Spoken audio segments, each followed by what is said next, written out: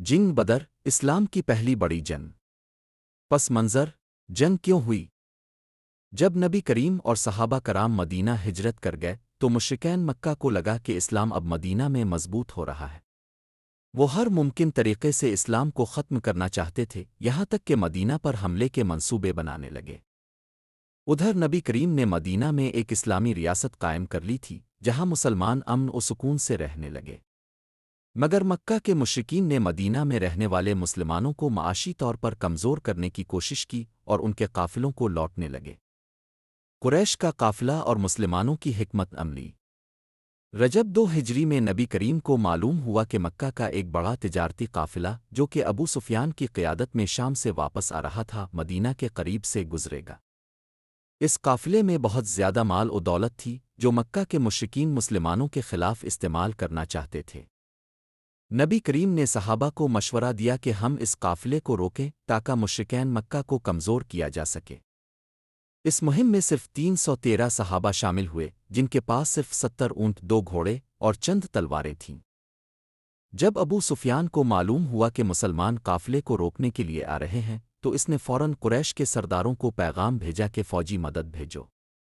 قریش کی تیاری اور بڑا لشکر۔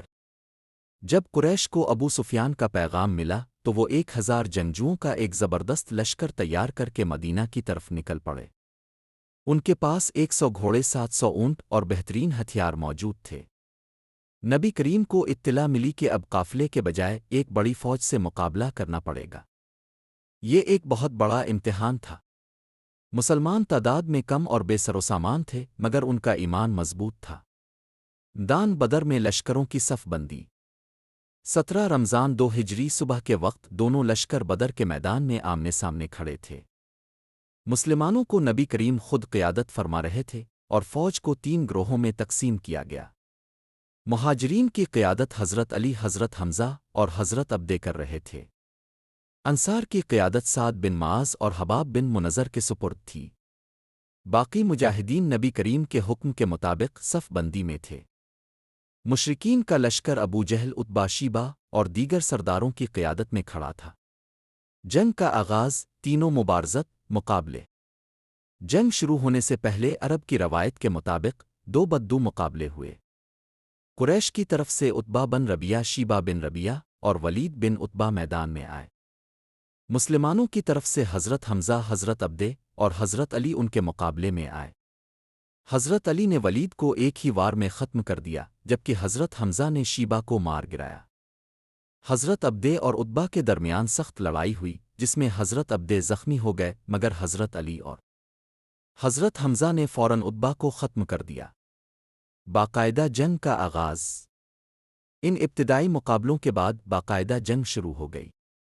حضرت علی نے 22 قریشی جنگجوؤں کو مارا جن میں بڑے بڑے سردار شامل تھے۔ حضرت زبر بن عوام نے ایک ہی وار میں قریش کے ایک مشہور گھوڑ سوار کو ختم کر دیا۔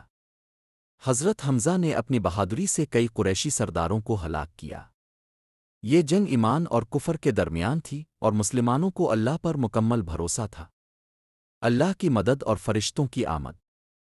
جب نبی کریم نے دیکھا کہ دشمن تعداد میں زیادہ ہے تو اپنے اللہ سے دعا مانگی، اے اللہ، اگر آج یہ مٹھی بھر مسلمان شہید ہو گئے تو زمین پر تیرا نام لینے والا کوئی نہ رہے گا۔ جب نبی کریم نے دیکھا کہ دشمن تعداد میں زیادہ ہے تو اپنے اللہ سے دعا مانگی، اے اللہ، اگر آج یہ مٹھی بھر مسلمان شہید ہو گئے تو زمین پر تیرا نام لینے والا کوئی نہ رہے گا۔ اللہ نے فوراً فرشتوں کی فوج کو بھیجا جو مسلمانوں کی مدد کے لیے اتری۔ فرشتے سفید لباس میں گھوڑوں پر سوار تھے اور ان کی موجودگی نے مشرکین کے دلوں میں خوف ڈال دیا۔ اللہ نے فوراً فرشتوں کی فوج کو بھیجا جو مسلمانوں کی مدد کے لیے اتری۔ فرشتے سفید لباس میں گھوڑوں پر سوار تھے اور ان کی موجودگی نے مشرکین کے دلوں میں خوف ڈال دیا۔ ابو جہل کا انجام اور فہم بدر۔ جنگ کے دوران سب سے بڑا سردار ابو جہل زخمی ہو کر گرا۔ حضرت عبداللہ بن مسعود نے اس کا سر قلم کر دیا اور نبی کریم کے پاس لے آئے۔ جب قریش کے بڑے بڑے سردار مارے گئے تو ان کا لشکر بھاگنے لگا۔ 70 مشرکین مارے گئے اور 70 قید کر لیے گئے۔ جنگ کے بعد اسلام کی پہلی بڑی فتح۔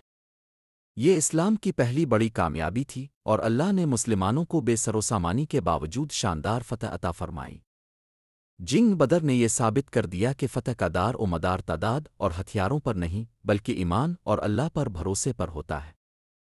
حضرت علی کی بہادری، حضرت حمزہ کی شجاعت اور صحابہ کی قربانیاں ہمیشہ کے لیے یادگار بن گئیں۔ نتیجہ، موٹیویشنل لیسن فرام ایک، ایمان اور اللہ پر بھروسہ سب سے بڑی طاقت ہے۔ دو، مشکلات کتنی ہی بڑی کیوں نہ ہوں، اگر نیت خالص ہو تو اللہ کی مدد آتی ہے۔